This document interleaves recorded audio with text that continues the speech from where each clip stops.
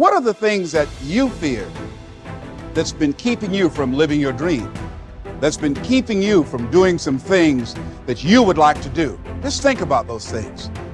Every time your voice speaks and thinks about having something new, fear is there to squash it. Every time you want to try something new, fear is there to squash it. Every time you want to go somewhere new, fear is there to squash it. The big problem I see in the world today is that too many people are letting fear always win these inner conflicts. What if you don't do it? What if you don't chase your dreams? What if you don't stand up for yourself? What if you do not step up to the plate and take that challenge? You have no idea of the breathtaking future that's on its way to you, that's asking you, please let me through. When you decide that you are good enough, when you decide you give yourself permission to have it all, have all the love, have all the health, when you give yourself permission, it's like the inside of your champion is saying, let me out. Fear forces evolution. Fear is good. Fear are instincts. Fear is the radar that tells you what you need to do, how to exist, and what's going to keep you alive. Fear can keep you in your comfort zone. It's safe there. You know what to expect, but nothing grows there. Life happens outside the comfort zone. So let's look at how we can begin to take some steps to restructure that fear, to begin to expand our visions of ourselves, to begin to increase our self-esteem. Webster said that self-esteem means confidence and satisfaction in oneself. Look at your life right now. Whatever you've done up to this point in time, your life is working.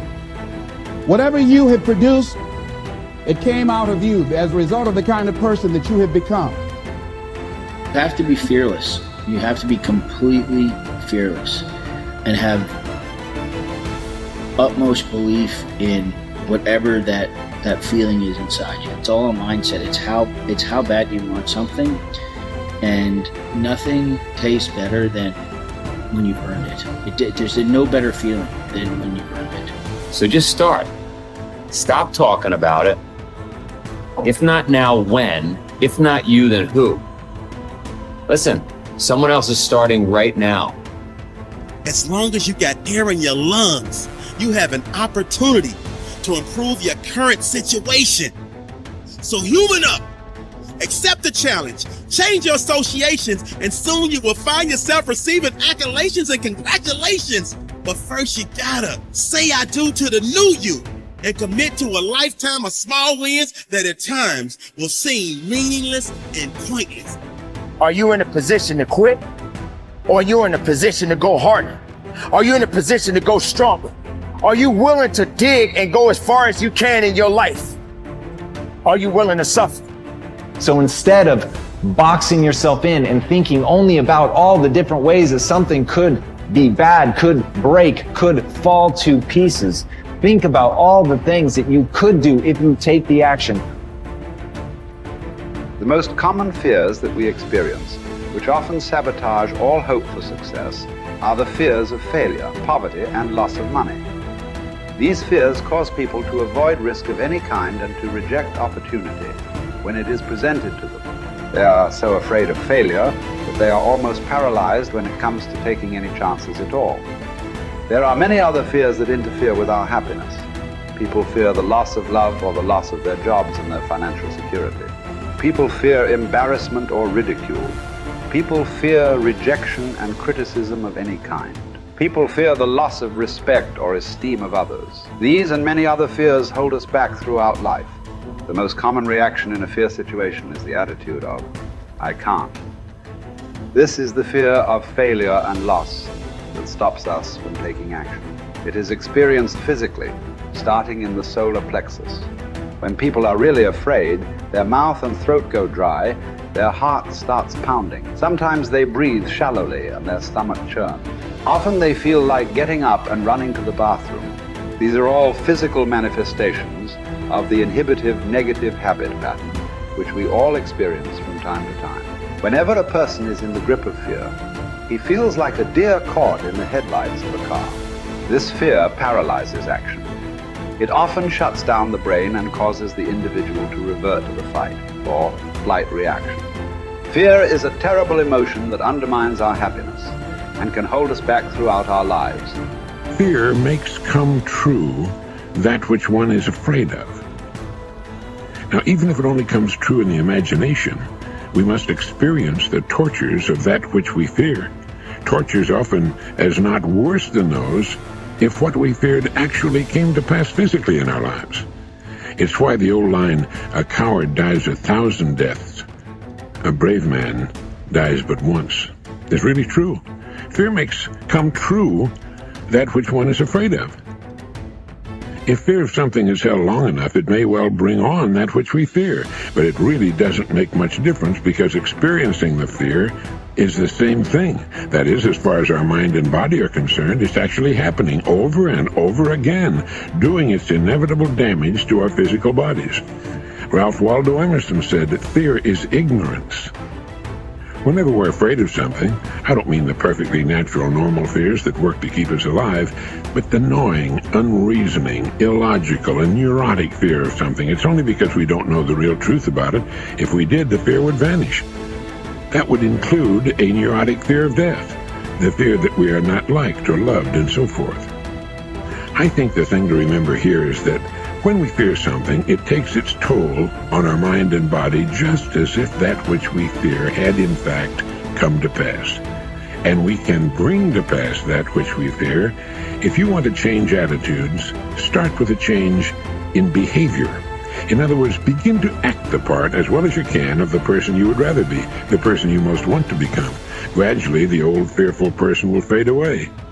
Dr. Frankl learned that by controlling his attitude, the concentration camp fell away. His mind was free to roam where he wanted it to roam, think about what he wanted it to think about. It was as free as the birds, freer really, for it could fly to the ends of the earth, to the ends of imagination in an instant.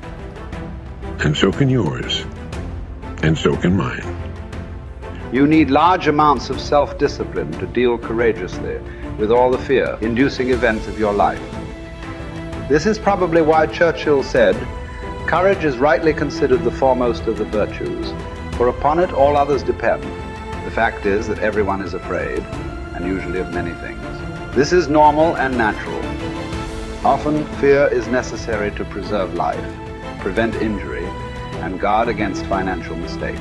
So, if everyone is afraid, what is the difference between the brave person and the coward? The only difference is that the brave person disciplines himself to confront, deal with, and act in spite of the fear. In contrast, the coward allows himself to be dominated and controlled by the fear. Someone once said that with regard to warfare, although it applies to any situation, the difference between the hero and the coward is that the hero sticks in there 5 minutes longer. Fortunately, all fears are learned. No one is born with fears. Fears can therefore be unlearned by practicing self-discipline repeatedly with regard to fear until it goes away. Your ability to confront, deal with, and act in spite of your fears is the key to happiness and success. One of the best exercises you can practice is to identify a person or situation in your life of which you are afraid and resolve to deal with that fear situation immediately. Do not allow it to make you unhappy for another minute. Resolve to confront the situation or person and put the fear behind you. The only way to deal with the fear is to address it head on. Remind yourself that denial is not a river in Egypt. The natural tendency of many people is to deny that they have a problem caused by fear of some kind. They're afraid of confronting it. In turn, it becomes a major source of stress, unhappiness, and psychosomatic illness. Be willing to deal with the situation or person directly. As Shakespeare said, take arms against a sea of troubles, and in so doing, end them. The companion of fear is worry. Like twin sisters, fear and worry go around together. Mark Twain once wrote, "I have worried about a lot of things in life, and most of them never happen." So if you want to do something, if you've thought about something you want to do, take it head on. Decide that you're going to start looking at it, start doing research on it, start tackling it, start becoming involved in whatever and wherever it might lead you to begin to explore the possibilities in that particular thing that you're seeking so that you can begin to learn all you can about it. Decide that you're going to face it, that whatever shortcomings you have, that you're going to strengthen yourself there. Whatever training that's required, that you're going to go get that training, that you're going to get started right now. George Washington Carver would say, do what you can, where you are with what you have, and never be satisfied. S.B. Fuller used to say, and you heard Joe Dudley talk about, always strive to be more than that which you are. Yeah, don't get satisfied with yourself. Always know that wherever you are, you can enjoy more, that you deserve more. But most people, you know what they do? Most people go through life quietly and safely, tiptoeing to an early grave. Find out what it is you want and go after it as if your life depends on it. Why? Because it does.